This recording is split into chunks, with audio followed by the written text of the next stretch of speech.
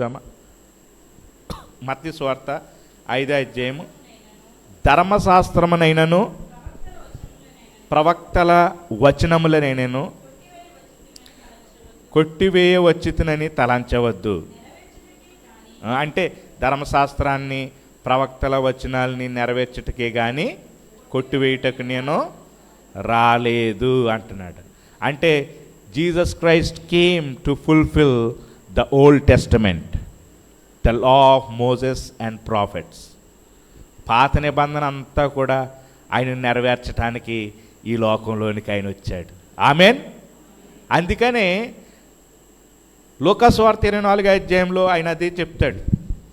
చాలాసార్లు నేను చదివించాను, మళ్ళీ చదివిస్తున్నాను. లూకా సువార్త 24వ అధ్యాయంలో మనము కొన్ని వచనాలను చదువుదాం.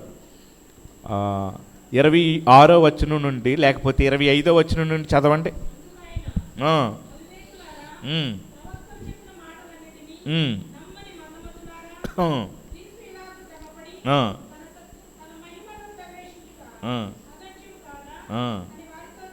ఆడితో చెప్పి అప్పుడు ఏం చేశాడు? మోషేయు అంటే పాత నిబంధన అంతా మొదలుకొని లేఖనములన్నిటిలో తన్ను గూర్చిన వచనాల భావం వారికి తెలిపాను. అంటే ఆదికాండం 3వ అధ్యాయం 15వ వచనం నుండి మొదలుకొని ప్రతీది కూడా నా గురించి మాట్లాడిని అని యేసుప్రభు గురించి ఎక్కడెక్కడైతే మాట్లాడటం ప్రస్తావించడం జరిగిందో అన్నీ చూపించాడనమాట ఆయన. అంతేకాదు 44వ వచనం కూడా చదవండి ఏమనుందో.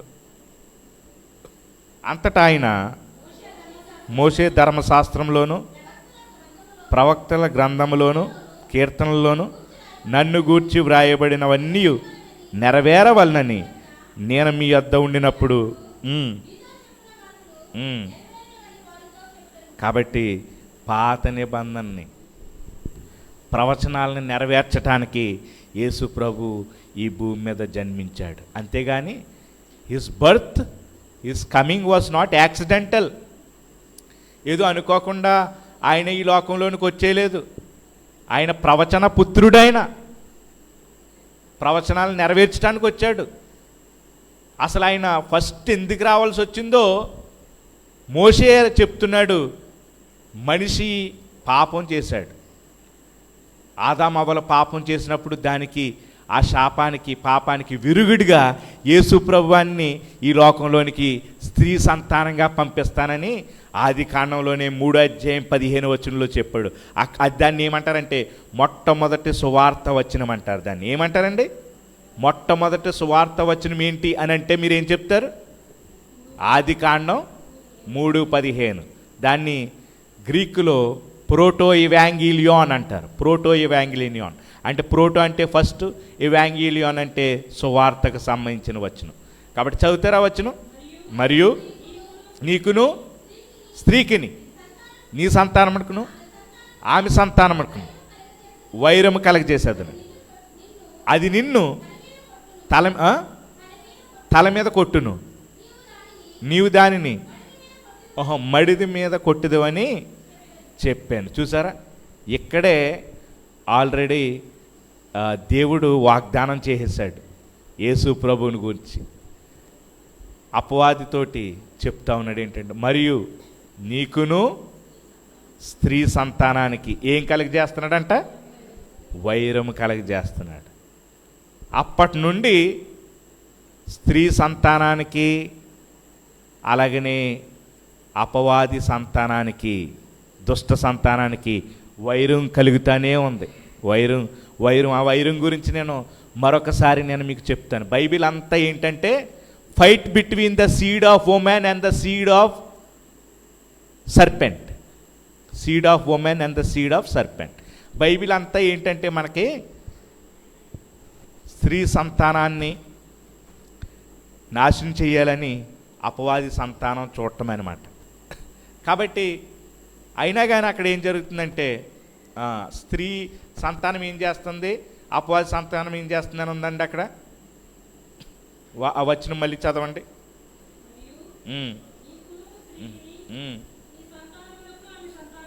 ఉమ్, ఉమ్. తల మీద కొడుతుందంట అది. అంటే స్త్రీ సంతానమేమో సర్ప సంతానం తల మీద కొడుతుందంట, సర్ప సంతానమేమో స్త్రీ సంతానము మడి మీద కొడుతుందంట. కలువరి శిలువలో జరిగింది అదే. ఎంత శ్రమని అనుభవించాడు యేసు ప్రభువారు. యేసు దేవుని తండ్రితో తన చేయిని విడిచిపెట్టే అంత ఎడబాటు, అంత శ్రమ. ఆ శ్రమ ఏంటంటే అపవాది స్త్రీ సంతానమైన యేసు ప్రభువారు మడి మీద కరవటం. కానీ యేసు ప్రభువారు తల చితగొడతామంటే ఆయన సమాప్తమైందన్నాడా లేదా చెప్పండి. అది కాబట్టి అది మొట్టమొదటి. రెండవది యోహాను మొదటి పత్రిక 4వ అధ్యాయము 10వ వచనం చదవం. యోహాను మొదటి పత్రిక 4వ అధ్యాయం 10వ వచనం చదువుతాం.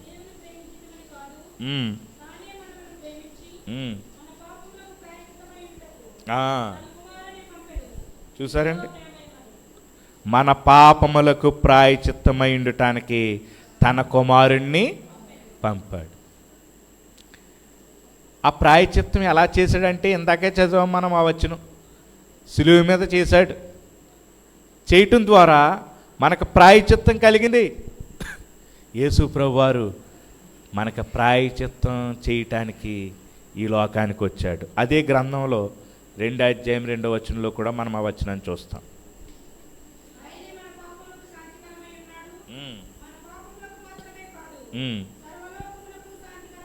చూసారండి, ఆయన మన పాపములకు శాంతికరమే అన్నాడు. తర్వాత ఏమంటున్నాడంటే మన పాపముల కొరకే కాదు, సర్వలోకమునకు శాంతికరమే అన్నాడు.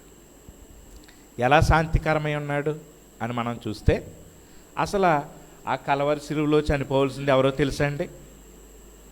మనం. ఆ శిక్ష మనం అనుభవించాలి అసలు. కానీ యేసు ప్రభువారు అన్నారు, నేను అనుభవిస్తాను ఆ శిక్షని, నేను ఆ యొక్క శిక్షను వేసుకుంటానంటే తండ్రి సరే అన్నాడు. యేసు ప్రభువారు ఈ లోకానికి వాలంటరీగా వచ్చాడు. వాలంటరీగా వస్తే తండ్రి ఏం చేశాడు తెలుసా? మన పాపాలన్నిటినీ కూడా ఆయన మీద వేసేశాడు. అది ఎంత దారుణమైనటువంటి శిక్ష అంటే, గెత్సెమనేలో ప్రార్థన ఏమని చేశాడండి యేసుప్రభువారు? తొలగించమన్నాడు. నరకం అన్నమాట ఒక రకంగా. ఆ నరకాన్ని నీ బదులు నా బదులు ఆయన అనిపించాడు. అసలైన నరకం మానవులు పెట్టే శ్రమలు కాదండి యేసు ప్రభువుకి. అసలైన నరకం ఏంటో తెలుసా? తండ్రి కుమారుడి చెయ్యి విడిచిపెట్టేయటమే గొప్ప నరకం. అందుకని గొప్ప బిగ్గర కేకేశాడు. ఏమని? తండ్రి అనలేదు, నా దేవా నన్నెందుకు చెయ్యి విడిచావు? మనుషుల యొక్క పాపమంతా ఆయన మీద వేశాడు దేవుడు కూడా ఆ సమయంలో యేసు ప్రభువుని విడిచిపెట్టేయాలంతే. ఎందుకంటే మానవాళి పాపం ఆయన మోస్తున్నాడు కాబట్టి. అందుకని ఆయన తండ్రి అనలేకపోయాడండి, నా దేవా అన్నాడు. నా దేవా. మొట్టమొదటి మాటలో తండ్రి వీరు ఏం చేయుచున్నారో అన్నాడు. చివరి మాటలో తండ్రి నీ చేతికి నా ఆత్మను. మధ్యలో మాత్రం జరిగిన సంగతి ఏంటంటే, ఆ మధ్యలో ఎడబాటు, తండ్రికిని కుమారునికి ఎడబాటు. త్రిత్వంలో అసలు ఎప్పుడు కూడా వారు ఎడబాటు అనేది లేదు. త్రిత్వంలో ఎప్పుడూ సహవాసమే, కలిసే ఉంటారు. కానీ కొన్ని క్షణాలు మన పాపం తండ్రి నుండి ఆయన్ని వేరు చేసిందంటే అసలు మైండ్ ఆలోచించలేము దాన్ని. యేసుప్రభువారు ఈ గిన్నె నా నుండి తొలగించండి అని ఎందుకు అన్నాడంటే, మనుషులు పెట్టే యాతన శ్రమలు కాదు, అవి ఏదో రకంగా భరిస్తాడు. కానీ తండ్రిని ఎప్పుడూ మనం కలిసే ఉన్నాం కదా, సహవాసంలో ఉన్నాం కదా. కానీ విడిపోయే సందర్భం వస్తుంది, అది నేను తట్టుకోలేను ప్రభువా. కానీ ఈ మానవాళి యుగయుగాలు నీకు విడిపోయి ఎక్కడో నరకంలో జీవించే కంటే కొన్ని క్షణాలు ఆ త్రిత్వంలో, త్రియేకత్వంలో ఉన్నటువంటి బంధం కొంచెం సేపు తెగిపోయినా సరే తట్టుకుంటాను అన్నాడు. నిజంగా ఒకసారి ఆలోచన చేయండి. అదే ఈ గిన్నె నా యొద్ద నుండి తొలగించంటే మెయిన్ అడిగేది ఏంటంటే శ్రమలు కాదండి. శ్రమల కంటే ఘోరమైంది ఆయన ఎక్కడ చెయ్యి విడిచిపెట్టేస్తే తట్టుకోలేడు దేవుడు. ఆయన తెగించాడు. ఎందుకంటే మన పాపములకు ప్రాయశ్చిత్తమై ఉండటానికి యేసు ప్రభు ఈ లోకానికి వచ్చాడండి. ఎంత యాతన పడ్డాడో. ఎందుకంటే ఇదిగో ఈరోజు మీ పాపం ప్రతి ఒక్కరి పాపం ఆయన మీద వేయబడింది. సర్వలోకము అన్నారు కదా 2వ అధ్యాయం 2వ వచనంలో, మన పాపములకే కాదు సర్వలోకము శాంతికరమై ఉన్నాడు. అయితే విషయం ఏంటంటే ఒకటి జాగ్రత్తగా గమనించాలి ఇక్కడ. మరి సర్వలోకము రక్షించబడిపోతుందా అనేది పాయింట్ ఇక్కడ. నేను అంటాను, ఆ వైలినిస్ట్ని అందరూ రికగ్నైజ్ చేశారు. ఆ రోజు గుర్తించగలిగారా? నేను అంటాను, అందరూ గుర్తించగలిగితే ఎంత బాగుండు. యేసు ప్రభు వచ్చినప్పుడు అందరూ గుర్తించి, అవును ఈయన నా పాపం కోసమే ఆయన సిలువ మీద చనిపోయాడు, ప్రభువా నా పాపాలను ఒప్పుకుంటున్నాను, ప్రభు నీవు నా కోసం చనిపోయావు, నా సిలువ మీద నా కోసం నా పాపాల కోసం చనిపోయావు, సమాధి చేయబడ్డావు, మళ్ళీ తిరిగి లేచావు ప్రభా అని ఎవరైతే నమ్ముతారో వాళ్ళందరి పాపాలకైనా శాంతికరమై ఉన్నాడు. అదే అనమాట. అంతేగాని ఇష్టానుసారంగా బ్రతికినోళ్ళకి కాదు, యేసు ప్రభుని నమ్మనోళ్ళకి కాదు. అలా అనుకుంటే అది యూనివర్సలిజం అంటారు దాన్ని. యూనివర్సలిజం. చాలామంది ఆయన్ని గుర్తించట్లేదు, చాలామంది ఆయన్ని గుర్తించి కూడా రిజెక్ట్ చేస్తూ ఉన్నారు, యూదులు రిజెక్ట్ చేస్తున్నట్టుగా. ఈరోజు మిమ్మల్ని అడుగుతున్నాను, ఆయన్ని నువ్వు గుర్తించగలిగావా? ఆయన లేఖనాలు నెరవేర్పుగా ఈ లోకానికి వచ్చాడు. నెంబర్ 1, నీ పాపానికి ప్రాయశ్చిత్తం చేయటానికి లోకానికి వచ్చాడు. అది కానీ అది ఎప్పుడు నీకు వర్తిస్తుందంటే ఇఫ్ యూ యాక్సెప్ట్ దట్. ఎందరు అంగీకరిస్తారో, తన నామందు ఎంతమంది విశ్వాసం ఉంచుతారో అప్పుడు you will be part of God's salvation. దేవుని రక్షణకి నువ్వు ఏమవుతావు అంటే దేవుని రక్షణ ప్రణాళికలో నువ్వు వస్తావు. నేను యవనస్తులతో మాట్లాడుతున్నాను. కొంతమంది యవనస్తులు ఇంకా ఆలస్యం చేస్తూ ఉన్నారు. అయ్యా ఎందుకు ఆలస్యం చేస్తాను? నీ పాపం కోసమే కదా ఆయన సిలువ మీద చనిపోయాడు, ఎందుకింత ఆలస్యం? నీ పాపాలు ప్రాయశ్చిత్తం కొరకు. ఈరోజు రక్షించబడిన వాళ్ళు ఉన్నారు ఇక్కడ. నేను చెప్తున్నాను చాలా బల్లగుద్ది.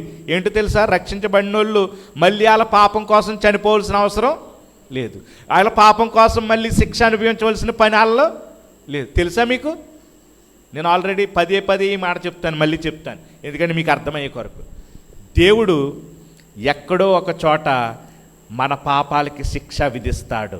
ఈ మాట మీరు కూడా రిపీట్ చేస్తే బాగుంటుంది. దేవుడు ఎక్కడో ఒక చోట మన పాపములకు శిక్ష విధిస్తాడు. అయితే సిలువ మీద కానీ అనండి, ఘోరమైన నరకంలో కానీ.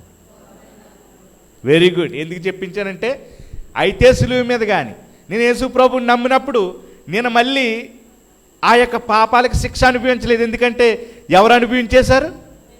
యేసు ప్రభు అనుభవించేశాడు. మళ్ళీ నన్నెందుకు శిక్షిస్తాడు దేవుడు? క్రీస్తు యేసు ఉన్నవారికి ఏ శిక్షా విధి లేదు. You are saved from eternal hell. You are saved from the penalty of sin. అది పాపపు శిక్ష నుండి. అయితే ఈయన నా కోసం చనిపోయాడని యేసు ప్రభువుని గుర్తించకుండా, అంగీకరించకుండా తృణీకరించారనుకోండి, ఏ అవసరం లేదు. ఆయన అంగీకరించకుండా ప్రభువా నీవు నా పాపం కోసం చనిపోయావు అనుకోకుండా కనుక జీవితాన్ని ముగించేస్తే దేవుడు ఇక్కడ మీ యొక్క పాపాలకు శిక్ష విధించబడలేదు కాబట్టి తప్పనిసరిగా ఘోరమైనటువంటి నరకాగ్నిలో శిక్ష విధించబడుతుంది. అయ్యా ఎక్కడో ఒక చోట నీవు శిక్ష పొందుకోవాలి. యేసు ప్రభు నీ కొరకు పొందుకున్న శిక్ష, నీ పాపములకు ప్రాయశ్చిత్తం చేశాడు, శాంతికరం చేశాడు. నువ్వు ఆయన యందు విశ్వాసం ఉంచుతావా? ఉంచితే నువ్వు ఇంకా అది పొందవసరం లేదు. శాంతికరమైనటువంటి మాట ఇది. నిజానికి దీన్ని వేరే విశ్వాసం వాళ్ళు ఏం చేశారంటే దీన్ని తప్పుగా చూపించారన్నమాట. శాంతికరమై ఉన్నాడు, మన పాపముల కొరకు ఆయన శాంతికరమై ఉన్నాడనే మాటని వేరే విశ్వాసం వాళ్ళు ఏం చేశారు, దీన్ని వక్రీకరించాడు. ఎలాగంటే మీరు చూసే ఉంటారు కొన్ని పాత మూవీస్లో, లేకపోతే అప్పుడప్పుడు చూస్తున్నప్పుడు ఒక్కొక్కరు అయితే కొరడాలు కొట్టేసుకుంటారు, అలాగా రక్తం అంతా చిందేద్ది అనమాట. ఇక్కడ అంతా రక్తం ఉంటుంది, కొరడాలతో కొట్టేసుకుంటూ ఉండి ఇలా పడిపోతూ ఉంటే అప్పుడు వాళ్ళ దేవుడు చూసి ఏం చేస్తాడు, శాంతిస్తాడు. ఇదొక రకమైనటువంటి విపరీత ధోరణి. దీన్ని వక్రీకరించారు వేరే విశ్వాసాల వాళ్ళు. తర్వాత ఇంకొకటి ఏంటంటే, చాలా భయంకరమైనటువంటి స్థితిలో ఆ దేవి దేవతలు నమ్మిన వాళ్ళు ఉంటారు. ఉన్నప్పుడు కరుణించడానికి ఇష్టపడరు. ఆ సమయంలో ఏం చేస్తారంటే, ఈ నమ్మినోళ్ళు భక్తులు భయంకరంగా అక్కడ ఎదురుగా నాట్యం చేసేసి, ఆ ఒక పాట కూడా ఉంటుంది కదండి, ఆ పాటలు నాట్యం చేసేస్తుంటారు. నాట్యం చేస్తున్నప్పుడు ఒక ప్రత్యేకంగా స్త్రీలనే పెడతారు, పురుషులు కూడా ఉంటారనుకోండి. ఆ స్త్రీలు ఏం చేస్తారంటే, ఆ దేవతల ముందు ఆ స్తంభానికి గట్టిగా తలనేసి కొట్టేసుకుంటూ ఉంటుంటే ఏమవుతుందండి, ఇదంతా రక్తం వచ్చేస్తుంది. అక్కడ ఎలా త్రిశూలం ఉంటుంది, త్రిశూలం మీద ఎలా పెట్టేస్తారు, అప్పుడు రక్తం అంతా వచ్చేస్తుంది. చూసారు ఇదంతా అపీజింగ్ గాడ్స్ ర్యాత్. ఇది అపీజింగ్ గాడ్స్ ర్యాత్ అంటే దేవుని యొక్క ఉగ్రతను చల్లార్చటం. ఇది మంచి కాన్సెప్ట్, ఇది అసలు దేవుని యొక్క వాక్యంలో మంచి కాన్సెప్ట్. కానీ దీన్ని వక్రీకరించేశారు. మన దేవుడు అలాంటి కసాయి కాదు, క్రూరుడు కాదు, శాడిస్ట్ కాదు. శాడిస్ట్ అయితే నిన్ను నన్ను ఆయన ఏం చేయాలండి నిజానికి, లేకపోతే మనల్ని మనం శిక్షించుకుంటూ ఉంటే ఆ రక్తము, ఆ బాధ, యాతన చూసి అప్పుడు దేవుడు ఇప్పుడు చల్లబడ్డాను నాయన అని అనొచ్చు ఆయన. కానీ అలా కూడా అనలేదు ఆయన. తన కుమారుడైనటువంటి యేసు ప్రభు మరణం చూసి ఆయన చల్లబడ్డాడు. అది మన పాపములకు ఆయన శాంతికరమై ఉన్నాడంటే, మన యొక్క ఏ పని కూడా, మన యొక్క ఏ రక్త చిందించడం కూడా ఏది ఆయన్ని చల్లపరచలేదు. మామూలుగా చెప్పాలంటే నాటు భాషలో ఏది శాంతింప చేయలేదు ఆయన్ని. కానీ ఏది శాంతింప చేయగలదు చెప్పట్లేదు. ఏది శాంతింప చేయగలదు? మీరు తలనేసి ఇలా కొట్టేసుకోవటమా? మరి ఏంటమ్మా అది? కుమారుని యొక్క శిలువ మరణం మాత్రమే ఆయన యొక్క ఉగ్రతని ఏం చేయగలదు, శాంతింప చేయగలదు. ఈరోజు నేను ఎదురుగుండా, తండ్రి ఎదురుగుండా గనక ఈ శిలువ లేకుండా వస్తే గనక ఆయన ఉగ్రతను తట్టుకోలేక మసైపోతాను. కానీ నేను ఎలాగొస్తానంటే తండ్రి దగ్గరికి యేసుక్రీస్తుని ధరించుకుని వచ్చినప్పుడు నేను నేరుగా ఆయన యొక్క తండ్రి సన్నిధిలోనికి వెళ్ళిపోగలుగుతున్నాను. అబ్బా తండ్రి అని పిలవగలుగుతున్నాను. ఎందుకంటే నన్ను తండ్రి ఎలా చూస్తున్నాడు తెలుసా? కుమారుణ్ణి ఏ విధంగా అయితే చూశాడో అలా నన్ను చూస్తున్నాడు. వినాలి, ఇది చాలా శ్రేష్టమైనటువంటి మాటలు. తండ్రి కుమారుడు ఎంత నీతిమంతుడు, యేసుప్రభు ఎంత నీతిమంతుడో, ఈరోజు యేసుప్రభు నందు విశ్వాసం ఉంచినటువంటి నన్ను కూడా అంత నీతిమంతుడిగా చూస్తున్నాడు. అందుకని ఈరోజు నన్ను అంతగా భరిస్తున్నాడు దేవుడు. ఆయన కుమారుడు అవటానికి అధికారం ఇచ్చాడు, కుమార్తె అవటానికి అధికారం ఇచ్చాడు. ఈరోజు నన్ను ఎలా చూస్తున్నాడండి తండ్రి చెప్పండి? కుమారుడిని చూసినట్టు చూస్తున్నాడు. కుమారుడు ఎంత నీతిమంతుడో అంతలా నన్ను చూస్తున్నాడు. ఎందుకంటే 2000 సంవత్సరాల క్రితం నన్ను ఎలా చూడాలో అలాగా యేసు ప్రభువుని చూశాడు. నన్ను ఎలా చూడాలి అసలు? భయంకరమైనటువంటి శిక్షకు పాత్రుడైనటువంటి నన్ను ఆయన అలా చూడాలి. నన్ను నరకానికి అప్పగించేయాలి, మరణానికి అప్పగించేయాలి, శిక్షించేయాలి. కానీ నా యొక్క పాపాన్ని కుమారుడు వేసుకుంటానన్నాడు కాబట్టి, తన యొక్క భుజముల మీద వాలంటరీగా వేసుకుంటా అన్నాడు కాబట్టి, నన్ను ఎలా చూడాలో ఆయన అలా చూశాడు కాబట్టి, ఒక పాపి స్థానాన్ని ఆయన తీసుకున్నాడు కాబట్టి ఘోరంగా శిక్షించేసాడు తండ్రి కుమారుణ్ణి. ఈరోజు అర్థమైందా? Gospel, this is the power of gospel. ఇది సువార్త యొక్క గొప్ప శక్తి. ఇంకా కొంతమందికి అర్థం అవ్వలేదు. మీరు ఇంకా యేసుప్రభుని నమ్మట్లేదు. 2024 సంవత్సరం ముగింపులోనే మీరు బాప్తిసం పొందాలి. యేసుప్రభుని నమ్మిన వాళ్ళు ఎందుకు నేను ఈ విషయాలు చెప్తున్నాను? యేసుప్రభు వచ్చినప్పుడు గుర్తించిన వాళ్ళు చాలామంది ఉన్నారు, గుర్తించినా కూడా తెలిసినా కూడా రిజెక్ట్ చేసే వాళ్ళు చాలామంది ఉన్నారు. ఎంత స్పష్టమైనటువంటి సువార్త మీ ముందుకు వచ్చినప్పుడు మీరెందుకని ఆయన్ని ఇంకా, అవును నా కోసమే కదా ఆయన చనిపోతా, వెంటనే నేను యేసుప్రభుని నమ్మాలి, ఇక ఆ శిక్ష నాకు అవసరం లేదు, నేను యేసుప్రభు బిడ్డని అయిపోతాను, ఆయన కుమారుడిని అయిపోతాను, దేవుని వాక్యమే చెప్తుంది. ఈరోజు ఇంకా ఆ శిక్షను నీకు నువ్వే మోస్తావా? ఆ పాప భారాన్ని నీవే మోస్తావా? ఆ నరకంలోనికి వెళ్ళి చనిపోవటానికి, లేకపోతే యుగ యుగములు కాలిపోవటానికి నీవు ఇంకా అలాగే ఉండాలనుకుంటున్నావా? లేకపోతే మార్పు చెందాలని ఆశపడుతున్నావా?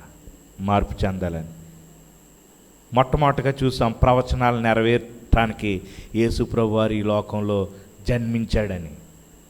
ప్రతి ప్రవచనం నెరవేరింది. దాదాపు 300 ప్రవచనాలు యేసుప్రభు మొదటి రాకడలో నెరవేరాయి.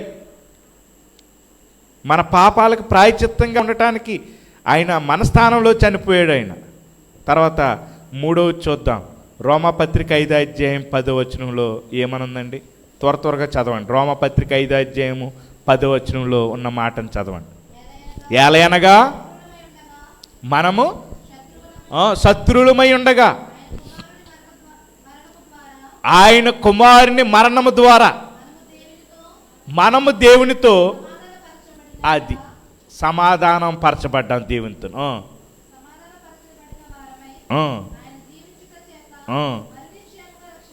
అది రక్షించబడదు.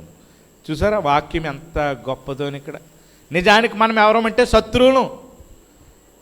అయితే యేసుప్రభు నందు, ఆయన శిలువ మరణం నందు మనం విశ్వాసం ఉంచాం కాబట్టి దేవుడు ఏం చేశాడంటే తండ్రితో సమాధానపరిచాడు. నేను అదే చెప్పాను కదా, ఎందుకంటే నన్ను ఎలా చూడాలో కుమారుణ్ణి శిలువ మీద అలా చూశాడు. ఈరోజు యేసు ప్రభుని ఎలా చూస్తున్నాడో అలా నన్ను చూస్తున్నాడు. దేన్ని బట్టి అమ్మా? నేను చేసిన మంచి కార్యాన్ని బట్టి కాదు, నా భక్తి జీవితాన్ని బట్టి కాదు, నేను ఇచ్చే దాన ధర్మాలను బట్టి కాదు, నేను చేసే సహాయాన్ని బట్టి కాదు. All because of Jesus Christ, what he has done on the cross. Yesu ప్రభు వారు ఏదైతే సిలువలో చేశాడో దాన్ని బట్టి యేసు ప్రభువుని చూసినట్టుగా నన్ను చూస్తున్నాడు. హల్లెలూయా! ఎంత గొప్ప! ఇది నిజమైనటువంటి క్రిస్మస్. ఒకవేళ మనం ఆయన్ని రికగ్నైజ్ చేసి ఆయన యందు విశ్వాసం ఉంచితే నిజమైనటువంటి క్రిస్మస్, నిజమైనటువంటి క్రిస్మస్. కాబట్టి ఎఫెసీ పత్రిక అంతా 2వ అధ్యాయము అంత అవుద్ది, కానీ 16వ వచనం చదవండి. ఎఫెసీ పత్రిక 2వ అధ్యాయం 16వ వచనం ఏమనుంది? తన శిలువ వలన ఆ ద్వేషం సంహరించి దాని ద్వారా ఓకే అది దేవునితో సమాధానపరచవలని ఇలాగ చేశాను. ఇంకా చాలండి, చాలు. ఆయన వచ్చింది దేవునితో సమాధానం పరచడానికి. ఎవరు సమాధానం పరచగలరు? చాలా జాగ్రత్తగా వినాలి మళ్ళీ. ఎవరు సమాధానం పరచగలరు? ఇప్పుడు అజయ్కిని విశాల్ తేజ్కి గొడవైంది. అజయ్కిని విశాల్ తేజ్కి గొడవైంది. గొడవైనప్పుడు ఎవరు సమాధానపరచగలరు? అనిల్ తరపున సునీల్ వచ్చాడు అనుకోండి, కుదరదు. ఎందుకు? సునీల్ అలా అన్న కాబట్టి. అలాగనే విశాల్ తేజ్ తరపున ఆదిత్యరావు ఇచ్చాడంటే కుదరదు. ఎందుకు? మీ అన్న కాబట్టి. పాస్టర్ గారు నేను రావాలన్నమాట.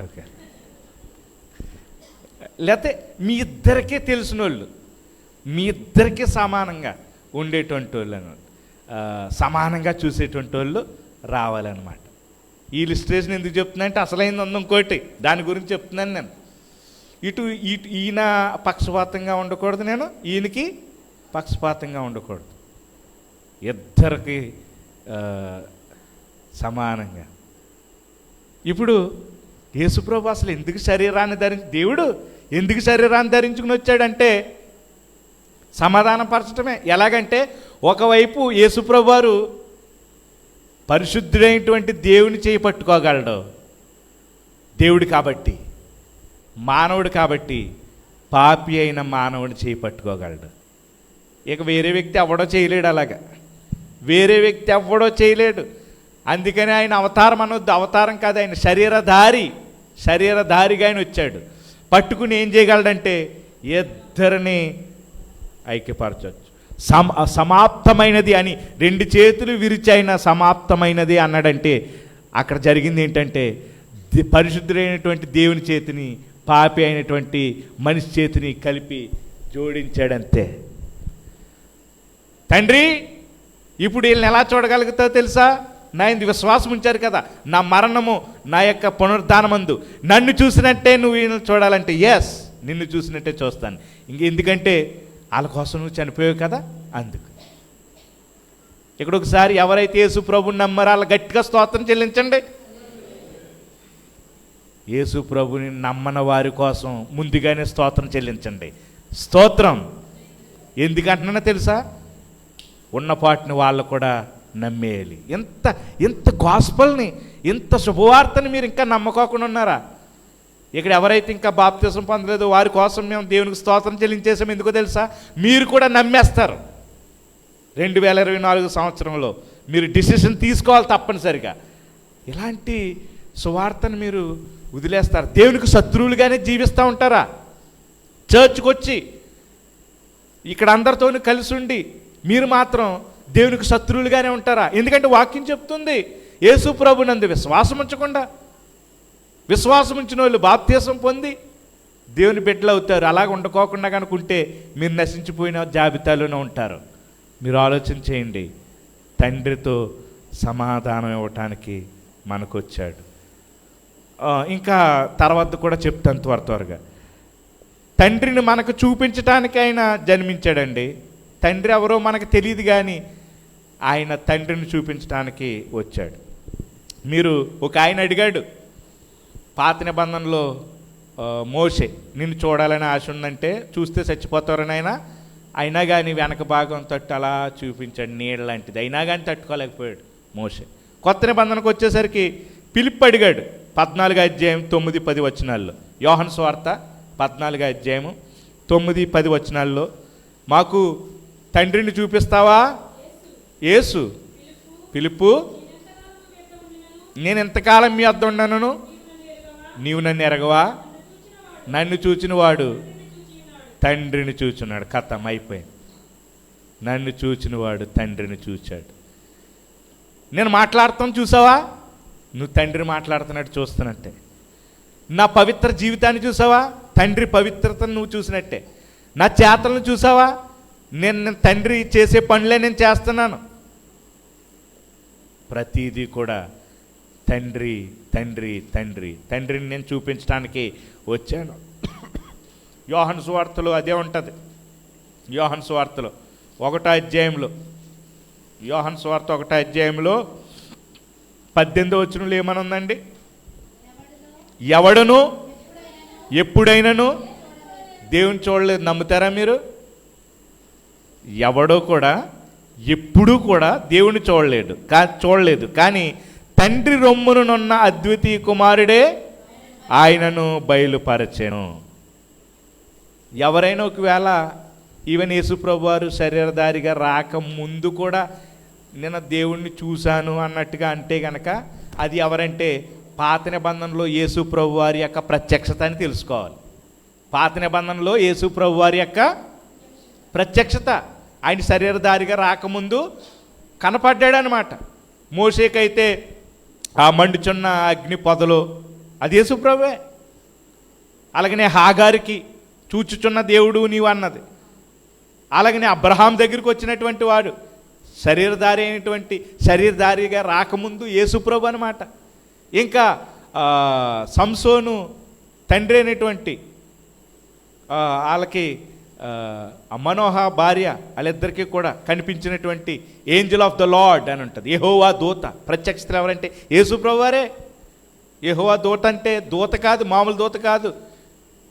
త్రిత్వంలో 2వ వ్యక్తి అయినటువంటి వాడు ఆయనే కనిపించాడు. ఇప్పుడు శరీరధారిగా వచ్చిన తర్వాత ఆయనే బయలుపరుస్తున్నాడు. యేసు ప్రభువుని తండ్రిని చూపించడానికి ఆయన వచ్చాడు. ఇంకా మనకు మాదిరి చూపించడానికి యేసు ప్రభువారు జన్మించారండి. యోహాను సువార్త 3:15 ఉంటుందన్నమాట. యోహాను సువార్త 3:15.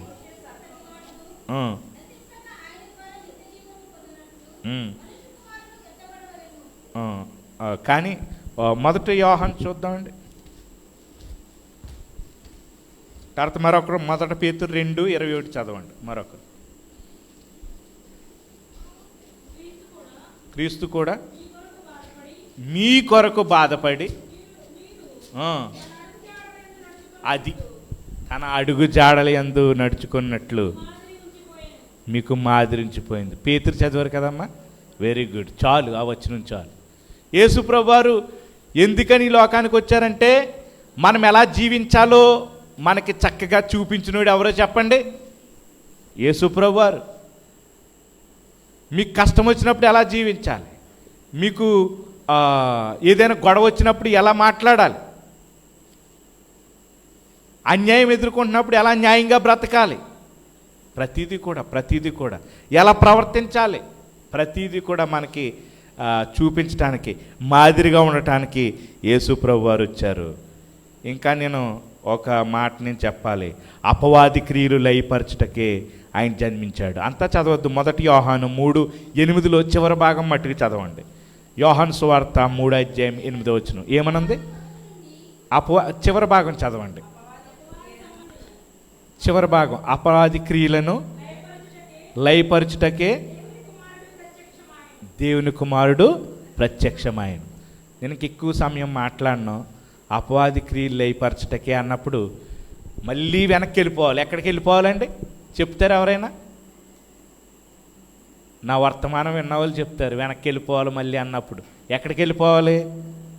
ఆదికాండం 3:15 అదే కదా. అపవాది క్రియలు లయపరచడానికంటే మరి ఇంకెక్కడ ఉందమ్మా? ప్రోటో ఎవాంగెలియోన్ అన్నాను, మొట్టమొదటి సువార్త వచనమన్నాను. నీ సంతానమునకును స్త్రీ సంతానమునకును వైరం కలిగి చేస్తాను, అది నిన్ను మడిం మీద కొడుతుంది, నీవు దాన్ని తల మీద, అదే తల మీద కొట్టడమే అపవాది క్రియలను లయపరచటం. సిలువలో జరిగింది ఏంటంటే అపవాది క్రియలను లయపరిచాడైనా, అందుకే వచ్చాడైనా. ఈరోజు యేసు ప్రభువుని నమ్మినటువంటి బిడ్డలు ఎవరో కూడా అపవాదికి బందీలుగా ఉండవసరం లేదు, పాపానికి బందీలుగా ఉండవసరం లేదు. పాపం యొక్క బంధకాలని యేసు ప్రభు రక్తం ద్వారా ఏం చేశాడు చెప్పండి? తెంచేశాడు. మనం ఇప్పుడు విముక్తులము. దేవుని నామమునకు స్తోత్రం కలుగును గాక. అది ఆలోచన చేయండి. అపవాది క్రియల్ని లయపరచడానికి ఎన్నో చెప్పొచ్చు ఇంకా నేను, కానీ సమయం లేదు కాబట్టి చివరిది చెప్పి ముగిస్తాను. ఆయన నిత్య జీవం ఇవ్వటానికి ఈ లోకంలో జన్మించాడండి. మనకు తెలిసిన వచనాలు యోహాను 3:16 చదవవసరం లేదు, చెప్పేయచ్చు. దేవుడు లోకం ఎంతో ప్రేమించిన కాగా తన అద్వితీయ కుమారుని యందు విశ్వాసం ఉంచి ప్రతివాడును నశింపక నిత్య జీవం పొందినట్లు ఆయన్ను అనుగ్రహించాను. అది నిత్య జీవం పొందటానికి. యోహాను 14:6 కూడా చదివేయండి. యోహాను 14:6 కూడా. యేసు నేనే మార్గమును సత్యమును జీవమును, నా ద్వారానే తప్ప అది ఎవడునూ తండ్రి వద్దకు రాడు. కాబట్టి నిత్య జీవం అవటానికి యేసు ప్రభు రాకపోతే ఇక మార్గం లేదు, మనకు సత్యం తెలియదు, మనకి జీవం రాదు. యేసు ప్రభు వస్తేనే మనకు సత్యం ఏంటో తెలుస్తుంది, మనకు మార్గం ఏంటో తెలుస్తుంది, దేవుని దగ్గరికి వెళ్ళే మార్గం. అంతేకాదు మనం జీవం, నిత్య జీవం కలుగుతుంది. ఎందుకంటే యేసు ప్రభువే, he is the way, the truth and the life. ఇక చివరి వచనం చదివి ముగించుకుందాం. యోహాను సువార్త 20 అధ్యాయము. యోహాను సువార్త 20 అధ్యాయము. ఇక చివరి మాటలన్నమాట ఇవి. 31వ వచనంలో ఏమనుందంటే, 31వ వచనంలో యేసు దేవుని కుమారుడైన క్రీస్తు అని మీరు నమ్మునట్లును, నమ్మి ఆయన నామమందు జీవం పొందినట్లును ఇవి రాయబడును. హలో, వినండి. ఇక చివరి మాట ఏంటో తెలుసా? ఆ రోజు తెల్లవారుజామున ప్రయాణికులు వెళ్తూ ఉంటుంటే వైలిన్ వాయిస్తున్నాడు. ఒక వారం రోజుల క్రితం వీళ్ళందరూ వచ్చిన వాళ్ళే అక్కడికి కాన్సర్ట్కి, లక్షలు లేకపోతే లైవ్లో చూసిన వాళ్ళే. వావ్ అన్నటువంటి వాళ్ళు అందరూ కూడా వావ్ వావ్ ఎంత నిజంగా ఈ కాన్సెప్ట్లో పాలు పంచుకోవటం మా అదృష్టం అనుకున్న వాళ్ళు నడి రోడ్డు మీదకి వచ్చి వాయిస్తుంటే ఎవడో బీదోడు లేకపోతే ఎవడో భిక్షగాడు అడుక్కుంటాకి వాయిస్తున్నాడు అనుకున్నారు. ఆయన చేతిలో ఉన్న వైలిన్ విలువ తెలియలేదు, ఆయన యొక్క విలువ కూడా తెలియలేదు, ఎవరో కనిపెట్టలేకపోయారు. కానీ ఈరోజు యేసు ప్రభు వచ్చింది ఎందుకంటే నువ్వు ఆయన యందు నమ్మి ఆయన నామమునందు విశ్వాసం పొందితే జీవం, నిత్య జీవం పొందినట్లు నేను ఇవన్నీ కూడా రాస్తున్నాను. ఈరోజు నువ్వు గుర్తించాలా యేసు ప్రభు. దేవుని వాక్యం చెప్తుంది క్రిస్మస్ కాలంలో మాలాంటి వర్తమానికులు ఆయన అసలు ఎవరో, నిజంగా ఆయన ఇటువంటి వాడో నేను చూపించడానికే ఈరోజు క్రిస్మస్ వర్తమానాలు ఇవ్వటానికి వెళ్తున్నాం. ఈరోజు ఎవరో వినటువంటి వారు వస్తారు ఇలాంటి క్రిస్మస్లకి. ఎందుకు వెళ్తున్నాం క్రిస్మస్లో ప్రసంగాలు చేయటం కంటే ఎవరు వినటువంటి వారు ఈ రోజున వస్తారు. వాళ్ళకి తెలియాలి, కనీసం వాళ్ళకి తెలియాలి ఈ గాస్పల్లో ఉన్నటువంటి శక్తి తెలియాలి. నీవు నమ్మి జీవం పొందినట్లు ఇవన్నీ రాస్తున్నాడు, ఇవన్నీ చెప్తున్నాడు. ఈరోజైతే ప్రత్యక్షంగా ఆయన చూడలేవు, కానీ వాక్యం ద్వారా నువ్వు చూడగలవు. చూసావా యేసు ప్రభువుని? గుర్తించావా? గ్రహించావా? ఆయన్ని అంగీకరించావా? విశ్వాసం ఉంచావా నీ కొరకు చనిపోయాడని? నమ్మితే నీకు జీవ మరణములు నీ ముందు ఉంచబడ్డాయి. You have to decide for your self. నీ కొరకు నీవే ఎంపిక చేసుకోవాలి. యేసు ప్రభుని నమ్మితే జీవం. మరి నమ్ముతావా? తల్ల వంచండి, చిన్న ప్రార్థన చేసుకుందాం. తల్ల వంచండి. అయితే చిన్న ప్రార్థనకు ముందు దేవుడు మీకు మరొక అవకాశాన్ని ఇస్తున్నాడు. యేసు ప్రభు ఈ లోకానికి ఎందుకు వచ్చాడో చాలా స్పష్టంగా చెప్పాడు. లేఖనాలు చాలా స్పష్టంగా చెప్తున్నాయి. ఆయన వచ్చింది అకస్మాత్తుగా కాదు, అనుకోకుండా కాదు. ఆయన వచ్చింది ప్రవచనాల నెరవేర్పుగా. యేసు ప్రభు రాకముందు 150 సంవత్సరాల క్రితమే మోషే ఆదికాండం 3:15 రాశాడు, మానవాళి చేసిన పాపానికి ప్రతిగా స్త్రీ సంతానంగా యేసు ప్రభు వస్తాడని. కానీ దేవుని యొక్క కోణంలో ఆలోచన చేస్తే జగత్ పునాది వేయబడక మునిపే వధింపబడిన గొర్రె పిల్ల అని ఉంది యేసు ప్రభుని గురించి. అంటే దేవుని దృష్టిలో మనిషి పాపంలో పడిపోతాడని మనిషిని చేయకముందే తెలుసు. అప్పుడే నీ కొరకు నా కొరకు దేవుడు తిత్తమైనటువంటి దేవుడు ఆలోచించాడు. ఎవరిని పంపుదామా అన్నప్పుడు యేసు ప్రభు నేను వెళ్తాను, నన్ను పంపు, నేను ప్రాణం పెడతాను వాళ్ళ కోసం అంటే ఆయన వచ్చాడు ఈ లోకానికి. గుర్తించావా? ఆయన నామందు విశ్వాసం ఉంచుతున్నావా? నీ కొరకు ఆయన చనిపోయి సమాధి చేయబడి తిరిగి లేచాడని నీ పాపముల నిమిత్తం లేఖనాల ప్రకారంగా అని నమ్ముతున్నావా? నమ్మితే నువ్వు రక్షణ పొందుతావు. రక్షణ పొంది నీవు బాప్తిసం పొందాలి. బాప్తిసం పొంది నువ్వు సంఘంలో చేర్చబడి రొట్టెలో చేయి వేయాలి. ఆయన రాకడ కొరకు ఎదురు చూడాలి. మొదటి రాకడతోనే కాదు, ఆయన రెండవ రాకడ కొరకు సిద్ధపడాలి. తల్ల వంచుదాం, ప్రార్థన చేసుకుందాం. ప్రేమ కలిగిన మా తండ్రి, మీకు వందనాలు. మీరెందుకు వచ్చారో మాకు చక్కగా వివరాలు తెలియజేశారు ప్రభువా. నాయనా, గుర్తించలేని స్థితిలో ఉన్నది ఈరోజు ప్రపంచం. ప్రతి సంవత్సరం క్రిస్మస్ పండుగను జరుపుకుంటూ ఉంది. ఏదో నామకార్థంగా జరుపుకుంటూ ఉన్నారు. కానీ ఆ రోజు వైలిన్ వాయించే వ్యక్తి ఏ విధంగా అయితే వాయిస్తున్నప్పుడు ప్రజలు గుర్తించలేదు, అలా నామకార్థంగా సంవత్సరం వెంబడి సంవత్సరం మేము క్రైస్తవులమని పండగ చేసుకుని వెళ్ళిపోతున్నాం. పండగ క్రైస్తవులుగా ఉంటున్నాం. ఈ రోజునైనా మీరు మాతో మాట్లాడారు, మరొకసారి మాట్లాడారు, మరొక అవకాశాన్ని ఇస్తున్నారు రక్షణ పొందటానికి. మీకు వందనాలు. యేసయ్యని మేము మా సొంత రక్షకునిగా అంగీకరించడానికి, లేఖనాల ప్రకారంగా ఆయన మా పాపముల కొరకు చనిపోయాడని, సిలువ వేయబడ్డాడు, చనిపోయాడు, మరణం పొందాడు, సమాధి చేయబడ్డాడు, తిరిగి లేచాడని నమ్మి విశ్వాసం ఉంచడానికి సహాయం చేయమని ప్రార్థిస్తున్నాం ప్రభువా. మీరే తోడుగుండి సహాయం చేయండి. ఇంతవరకు విన్న వాక్యాన్ని బట్టి లెక్కలేని స్తోత్రాలు. ఈ వాక్యం ద్వారా ఎవరైతే మరి ప్రభువా తమ హృదయాల్ని మీకు అర్పిస్తున్నారో వారిని జ్ఞాపకం చేసుకోండి. ఈ సంవత్సరంలో మరి చివరిలో బాప్తిసం పొందడానికి మీరు సహాయం చేయమని ప్రార్థిస్తున్నాం. మరొకసారి విన్నటువంటి వారిని బట్టి కూడా వందనాలు. నేను రక్షించబడినటువంటి వారిని బట్టి వందనాలు.